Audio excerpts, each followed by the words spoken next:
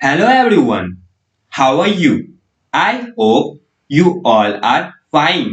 आज हम लोग national institute of open schooling का सेकेंडरी कोर्स सोशल साइंस वो वन का module to India natural environment resources and development lesson 11 biodiversity जो कि ज्योग्राफी का चैप्टर है। आज हम लोग इसका बचा हुआ पार्ट कवर अप करने का कोशिश करते हैं। तो चलिए शुरू करते हैं। Hello dear students, now we are going to cover up next topic which is natural vegetation and wildlife. So let's start. In our ecosystem, vegetation and wildlife are valuable resources. We all know that plants provide us with timber, give shelter to man, and animals produce the oxygen we breathe, prevent soil erosion and natural calamities such as floods, high-speed winds, and help in storage of underground water, give us fruits, nuts, latex, turpentine, oil, gum, medicinal plants, and also the paper that is so essential for our studies. These are some of the innumerable uses of plants. Wildlife includes animals, birds, insects, reptiles, as well as the aquatic life forms. They provide us milk, meat, hides, and wool. Insects like bees provide us honey, help in pollination of flowers, and have an important role to play as decomposers in the ecosystem. The birds feed on insects and act as a decomposers as well. Vulture, due to its ability to feed on dead livestock, is a scavenger and considered a vital cleanser of the environment. So, life forms, big or small, all are integral in maintaining a balance in the ecosystem. हमारे ecosystem में जो भी vegetation है, wild life है, वो हमारे लिए बहुत ज़्यादा वैल्यूएबल रिसोर्सेस है। जैसा कि हम लोग सभी जानते हैं कि जो प्लांट्स है वो हम लोग को लकड़ियाँ देती हैं, शेल्टर देते हैं जानवरों को, एनिमल्स को, ऑक्सीजन प्रोड्यूस करते हैं जिससे हम लोग सांस लेते हैं, मिट्टी के कटाव को रोकता है, जो भी प्राकृतिक आपदा है जैसे कि बाढ़ या फिर जो तेज स्पीड से जो हवा बह रही है या फिर उसे अगर वाटर अंडरग्राउंड वाटर को स्टोर करना है तो ये सब प्रकृति करती है। साथ में हम लोग को फल मिलता है, नट्स मिलता है, लैटेक्स इसको गम भी बोलते हैं वो भी मिलता है, सर्पेंटाइल, ऑयल गम और भी बहुत सारे जो औषधीय पौधे वो सब हमें नेचर से मिलता है। एज वेल एज साथ में हम लोग जिस पेपर से स्टडी करते वो भी हमें प्लांट से ही मिलता है। ये कुछ इन्यूमरेबल यूजेस है हमारे प्लांट्स के। जो वाइल्ड लाइफ है जैसे कि एनिमल्स हो गया, बर्ड्स, इंसेक्ट, रेप्टाइल्स या फिर जितनी भी एक्वेटिक लाइफ जिनका निर्माण हमारे इकोसिस्टम में वो सब हमारे लिए बहुत ज़्यादा नेसेसरी है। वो हमें उनसे हमें क्या मिलता है, दूध मिलता है, मीट मिलता है, हाइड्स और उल मिलता है। ठीक है, जैसे कि कुछ इंसेक्ट है बीज, उससे हमें हनी मिलता है, वो फ्लावर्स के रिप्रोडक्शन पॉलिनेशन में भी हेल्प करते हैं और इनका एक इम्पॉर्टेंट रोल है हमारे इकोसिस्टम में कि एक डिकम्पोजर्स का काम करते हैं। ऐसे बर्ड्स और है जो कि इंसेक्ट्स को खाते हैं और साथ में डिकम्पोजर्स वाला भी काम करते हैं। और जो वल्चर है वो अपनी इस एबिलिटी की वजह से वो डेड चीज़ों को खाता है, डेड लाइफ स्टॉक को खाता है और ये एक स्कैवेंजर है, इसलिए इसे हम लोग कंसिडर करते हैं कि ये एज अ वाटर क्लेंजर, ये हमारे पर्यावरण को साफ रखता है। जितने भी लाइफ फॉर्म्स है, जितने भी हमारे जीवन के रूप है, चाहे वो बड़ा हो छोटा हो, वो हमारे इकोसिस्टम को बैलेंस करने के लिए, मेंटेन के लिए एक इंटीग्रल पार्ट है। Natural vegetation in India. As in any other part of the world, natural vegetation of India is also determined by climate, physiographic, and soil factors. If we look at the figure 11.3, we find that based on factors of temperature, rainfall, and topographic conditions, India has diverse vegetation patterns as summarized below. Dense natural vegetation found in northeastern regions, Western Ghats, and Andaman Nicobar. The northern plain and northwestern region supports very scanty vegetation and is under cultivation. The Deccan region is full of scrubs and mixed deciduous forests. Natural vegetation of India can broadly be divided into the following groups: tropical evergreen forest, tropical deciduous forest, thorn forest, tidal forest, and the last one is Himalayan forests. तो जैसे कि जो हमारा जो world है इसका जो other part है वहाँ का जो नेचुरल वेजिटेशन है और जो हमारे इंडिया का है वो सब किस पे डिपेंडेंट है, किसके द्वारा डिटरमाइन किया जाता है? क्लाइमेट, फिजियोग्राफिक और सॉइल फैक्टर्स के ऊपर। अगर हम लोग फिगर 11.3 देखें तो हम लोग पाएंगे कि ये जो फैक्टर्स है वो क्या क्या है? टेम्परेचर है, रेनफॉल है, टोपोग्राफिक कंडीशंस है। इंडिया जो है इसका जो वेजिटेशन है वो बहुत ज्यादा डाइवर्स है, अलग है, और इसका जो पैटर्न है वो भी नीचे दिया गया है।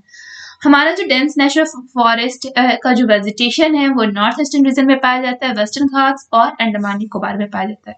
ये जो नॉर्दर्न प्लेन है साथ में नॉर्दर्न वेस्टर्न रीजन है ये सब सपोर्ट्स करते हैं स्कैंटी वेजिटेशन को, और वो भी अंडर कल्टिवेशन में। और जो डेक्कन रीजन है वो स्क्रब से भरे हुए हैं, साथ में इसमें मिक्स्ड डेसिडियस फॉरेस्ट भी है।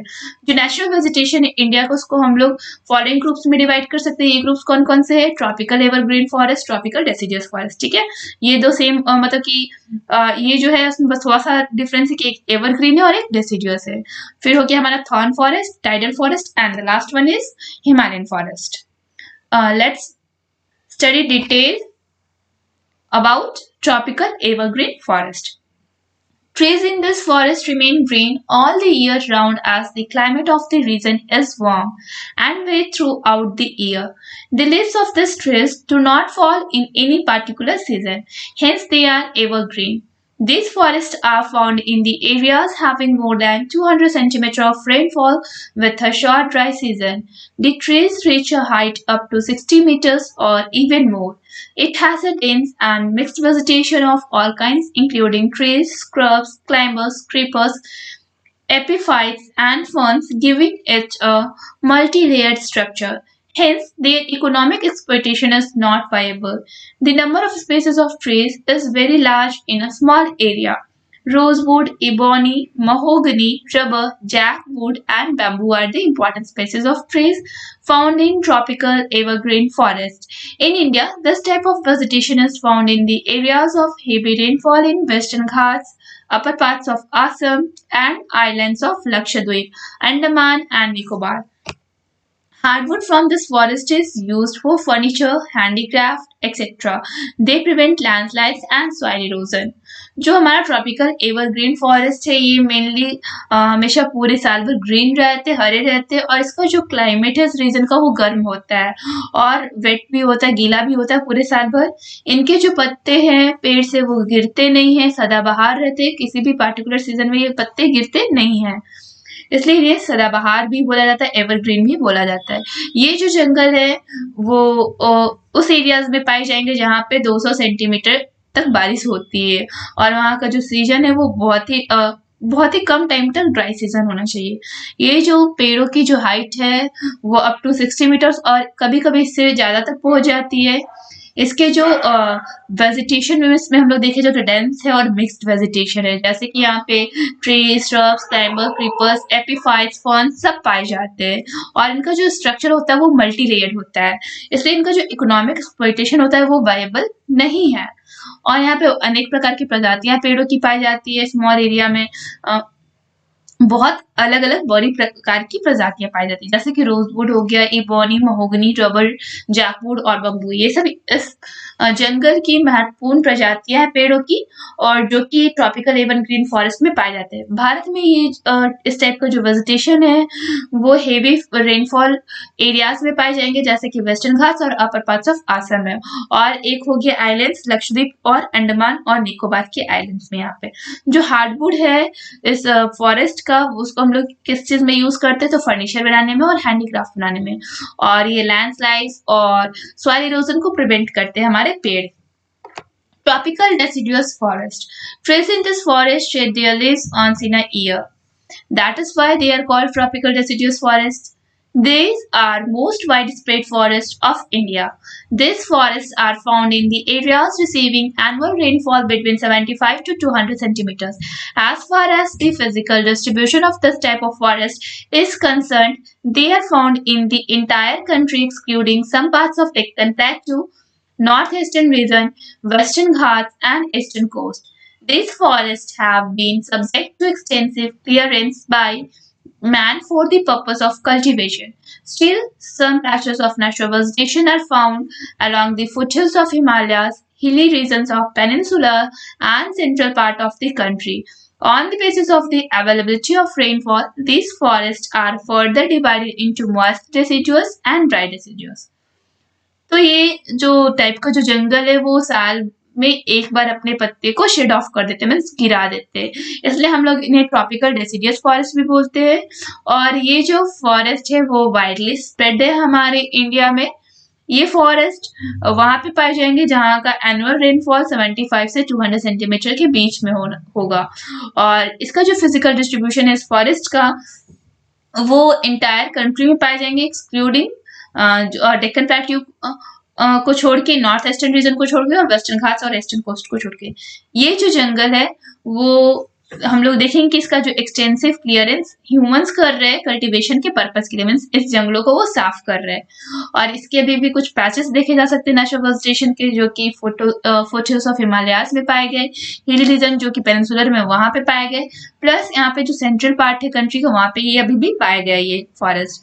और इनके एक बेसिस है जिसके आधार पे इस फॉरेस्ट को दो पार्ट में डिवाइड किया गया है। वो बेसिस क्या है? Availability of rainfall. यस, तो जितना एयर वहां पर रेनफॉल अवेलेबल है उसके आधार पे इस फॉरेस्ट को दो पार्ट में डिवाइड किया गया है।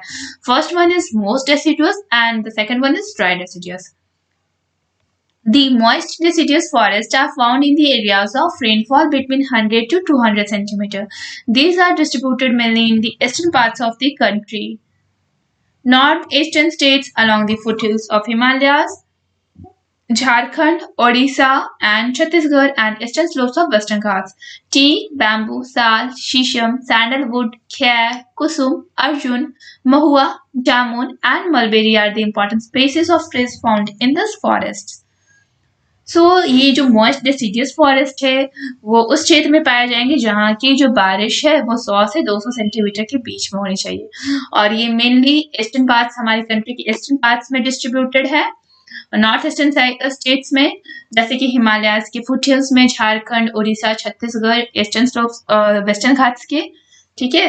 इस जंगल में पाए गए कुछ पेड़ों के जो प्रजातियां हैं वो कौन कौन से? टीक हो गया, बैम्बू हो गया, साल, शीशम, फिर चंदन जो सैंडलवुड के नाम से है, फिर खैर, कुसुम, अर्जुन, महुआ, जामुन हो गया, मलबेरी हो गया। ये कुछ प्रमुख पेड़ों की प्रजातियां जो कि इस जंगल में पाए जाते हैं मॉइस्ट डेसिडियस फॉरेस्ट में।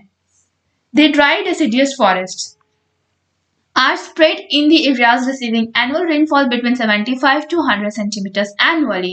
These forests are found in the interior parts of the peninsular plateau and the plains of Uttar Pradesh, Madhya Pradesh and Bihar. Tree species of this forest are teak, sal, peepal and neem. तो ये जो dry deciduous forest है वो वहां पे spread रहता है, वहां पे रहता है जहाँ का जो एनुअल रेनफॉल है वो 75 से 100 सेंटीमीटर तक होना चाहिए। ये जो फॉरेस्ट है वो इंटीरियर पार्ट्स पेनिनसुलर प्लेटू के में पाए गए या फिर उत्तर प्रदेश के प्लेन्स में पाए जाते हैं, मध्य प्रदेश और बिहार में। इन जंगलों के जो पेड़ों की प्रजातियां हैं इस जंगलों में जो पाए जाते हैं वो कौन कौन से? टीक, साल, पीपल और neem. Thorn forest. The areas with less than 75 cm of annual rainfall are characterized by the natural vegetation of thorny trees and bushes. Climate of this part is mainly dry with occasional wet period, so it does not support dense vegetation. They are mainly found in northwestern India, interior parts of the peninsular India including semi-arid areas of Gujarat, Rajasthan, Madhya Pradesh, Chhattisgarh, Uttar Pradesh, Haryana, Karnataka, Andhra Pradesh and Maharashtra. Vegetation of this forest is widely distributed in the form of small trees and bushes with deep roots. The stems are succulent to conserve water. Leaves are mostly thick and small to minimize evaporation. Acacia, euphorbias, babul, cacti, khair, date and palms are common variety of trees in this type of vegetation. So, जो thorn forest है वो उस areas में पाए जाएंगे जहाँ का annual rainfall 75 centimetre के आसपास हो और इसमें थॉर्नी ट्रीज और बुशेस पाए जाएंगे इसके जो क्लाइमेट है वो मेनली ड्राई होते हैं और कभी कभी ऑकेजनली वेट पीरियड मीन्स कभी कभी बारिश हो जाता है, इसलिए ये ज़्यादा डेंस वेजिटेशन को सपोर्ट नहीं करता है। और ये मेनली नॉर्थ वेस्टर्न इंडिया में पाए जाते हैं, इंटीरियर पार्ट्स ऑफ पेनिनसुला में पाए जाते हैं, और साथ ही ये सेमी एरिड एरियाज जो कि गुजरात के वहां पे पाए जाते हैं, राजस्थान, मध्य प्रदेश, छत्तीसगढ़, उत्तर प्रदेश, हरियाणा, कर्नाटक, आंध्र प्रदेश और महाराष्ट्र, यहाँ पे ये फॉरेस्ट पाए जाते हैं, थाडी फॉरेस्ट। ओके, जो इस फॉरेस्ट का जो वेजिटेशन है वो वाइडली डिस्ट्रीब्यूटेड है स्मॉल ट्रीज में, बुशेस में, और जिनके जो रूट्स है वो डीप होते हैं, जिसकी वजह से उनका जो स्टेम है वो वाटर को कंजर्व करता है, और जो लीव्स होते हैं ना वो मोस्टली थिक और स्मॉल होता है, जिसकी वजह से उनका इवेपोरेशन कम हो सके और उनका वाटर लॉस भी कम हो जाए। और इस यहाँ के जो पेड़ हैं वो कौन कौन से, अकासिया, यूफोबियास, बबुल, कैक्टिक है, डेट और पाम्स, ये कॉमन वैरायटी है पेड़ों की इस वेजिटेशन में। Now before proceeding let's see figure 11.3 which shows natural vegetation of India। कौन से पार्ट में कौन सा वेजिटेशन पाया जा रहा है वो इस मैप में शो किया गया है। Okay, Tidal forest. As suggested by the name, these forests are found in tidal creeks and swamps influenced by the tides and wetland topography. These areas are characterized by mud, silt, and water accumulated on the surface. Roots and branches of the trees are submerged under water for a specific period of time. They are also called mangrove forests. Mangroves are practically evergreen with thick leathery leaves. Such types of forests are found in the deltas of Sundarbans, Mahanadi, the Godavari, Krishna, Kaveri rivers, and in the Andaman and Nicobar Islands. Mangrove or Sundari is the common tree in Sundarbans, while palm, coconut, keora, and agar are other important species of tidal forest. It is interesting to know that this type of forest have remained away from the large-scale commercial exploitation. These forests are located along the coasts. They provide protection against cyclones. तो जैसा कि हमें नाम से suggest हो रहा है कि ये जो फॉरेस्ट है वो टाइडल क्रिक्स और स्वैम्स के पास पाए जाएंगे, जो कि टाइड से इन्फ्लुएंस है, और इनका जो वेटलैंड टोपोग्राफी होना चाहिए। ये जो एरियाज है ये उसमें मड होना चाहिए, मीन्स कीचड़ होना चाहिए, सिल्ट होना चाहिए, और पानी जमा होना चाहिए उसके सरफेस पे। जो रूट्स और जो ब्रांचेस है पेड़ के वो समर्ज होते हैं, मतलब कि अंदर होते पानी के कुछ स्पेसिफिक पीरियड ऑफ टाइम के लिए, मतलब कुछ टाइम के लिए, और इन्हें हम लोग मैंग्रोव भी बोलते हैं, मैंग्रोव फॉरेस्ट के नाम से भी जानते हैं। Tidal forest is also known as mangrove forest. Okay, ये जो मैंग्रोव्स है वो प्रैक्टिकली एवरग्रीन होते हैं, मीन सदाबहार होते हैं, और उनका जो लीव्स होता है वो लेदरी होता है। ऐसे टाइप्स के जो फॉरेस्ट है वो सुंदरवन के डेल्टास पे पाए जाते हैं, महानदी, गोदावरी, कृष्णा, कावेरी नदी है, फिर जो अंडमान और निकोबार आइलैंड है वहां पे ये पाए जाते हैं। जो मैंग्रोव और जो ये सुंदरी है ये कॉमन पेड़ है सुंदरवंस के, जबकि जो पाम, कोकोनट, क्योरा और जो अगर हो गया ये कुछ इंपॉर्टेंट स्पीसीज है टाइडल फॉरेस्ट के। और ये जानकर ये बहुत ज्यादा इंटरेस्टिंग होगा अगर हम लोग जाने कि ये जो टाइप की जो फॉरेस्ट है वो हम लोग से बहुत अभी दूर है, मीन्स इसका हम लोग अभी कमर्शियली एक्सप्लॉइट नहीं कर रहे हैं। और ये जो फॉरेस्ट है वो कोस्ट के किनारे मीन्स लोकेटेड है, और ये हम लोग को साइक्लोन से प्रोटेक्ट भी कर रहे हैं, मीन्स इतना जान लीजिए कि जो पेड़ हम लोग को साइक्लोन से भी प्रोटेक्ट कर रहा है। Himalayan forest, as is evident by the name that these forests are mainly found in the mountainous region of the Himalayas. The decreasing in temperature and increasing in altitude lead to various types of vegetation depending upon the factors like slope of the mountain and sunrays receiving site. The ecosystem is highly fragile. Himalayan forests have been exploited in many ways in recent decades. Areas with relatively low altitude, up to 1,000 meters, warm climate, and good amount of rainfall are characterized by dense vegetation cover. These areas look like tropical forest. Sal and bamboo are main species in these areas. Between the elevation of 1,000 to 2,000 meters, evergreen broadleaf oak and chestnut are the common species found in this forest. In eastern Himalayas, the same elevation is occupied by subtropical pine forests. Shale is common species found in this part. Moist temperate forest in Himalayas are found between the elevation 1500 to 3500 meters, which receives annual rainfall in the range of 100 to 250 centimeter. Oak, laurel, chestnut, cedar, silver, fir, spruce, rhododendron, and deodar are the main species found in this part of Himalayas. They have been widely exploited for their timber. Alpine forest found in Himalayas at the height of between 3000 to 3800 meters, with large and extensive highland, grassland, and sparsely distributed pine, birch, silver, fir, and rhododendron trees. तो जैसा कि हम लोग को नाम से ही प्रतीत हो रहा है कि ये जो जंगल है वो मेनली माउंटेनियस रीजन हिमालय के क्षेत्र में पाए जाएंगे। यहाँ पे टेम्परेचर डिक्रीज रहते हैं और इनका जो एल्टीट्यूड होता है वो इंक्रीज होते जाता है, जिसकी वजह से यहाँ का जो वेजिटेशन है वो बहुत सारे अलग अलग फैक्टर्स पे डिपेंड होते हैं, जैसे कि माउंटेन का स्लोप कैसा है, सनराइज किस साइड में कितना रिसीव हो रहा है। ये जो इकोसिस्टम होता है वो बहुत ज्यादा फ्रैगाइल होता है, मीन्स हाईली फ्रैगाइल होते हैं। ये जो हिमालयन फॉरेस्ट होते हैं उसे हम लोग एक्सप्लॉइट करते आ रहे हैं रिसेंट डिकेड से, मीन्स हाल ही फिलहाल से हम लोग इसका भी हम लोग शोषण करना स्टार्ट कर दिए हैं। जो एरियाज है लो एल्टीट्यूड वाले अप टू 1000 मीटर्स तक, वहाँ के क्लाइमेट वार्म होते हैं और वहाँ पे अच्छा खासा बारिश भी हो जाता है, जिसकी वजह से यहाँ का जो वेजिटेशन है वो घना है और ये जो एरियाज है वो ट्रॉपिकल फॉरेस्ट के जैसे दिखते हैं। साल और जो बम्बू है वो मेन प्रजाति है इस एरियाज के, और जहाँ पे एलिवेशन 1000 से 2000 मीटर तक का होता है वहाँ पे जो एवरग्रीन ब्रॉड लीफ होते हैं जैसे कि ओक, चेस्टनट, ये सब कॉमन स्पेसीज है इस फॉरेस्ट के। ईस्टर्न हिमालयाज का जो एलिवेशन है वो सेम है और जो इसका सब ट्रॉपिकल इसमें पाइन फॉरेस्ट पाए जाते हैं। जो चीर है वो एक कॉमन स्पेसीज है इस पार्ट के, मीन्स यहाँ पे जो चीर का जो पेड़ है वो कॉमन स्पेसीज है। यहाँ का जो फॉरेस्ट है मॉइस्ट टेम्परेट वाला होता है हिमालयस में और ये एलिवेशन इसका 1500 से 3500 मीटर्स तक होता है, जहाँ पे एनुअल रेनफॉल का जो रेंज है वो 100 से 250 सेंटीमीटर तक है। ओक हो गया, लॉरेल, चेस्टनट, सेडर, सिल्वर, फर, स्प्रूस, रोडोडेंड्रन और देवदार, ये सब कुछ मेन प्रजातियां हैं, मीन्स मुख्य प्रजातियां हैं इस हिमालय के पार्ट में। और ये हम लोग इसका शोषण क्यों करते हैं, हम लोग इसको एक्सप्लॉइट क्यों करते हैं, इसकी लकड़ियों के लिए।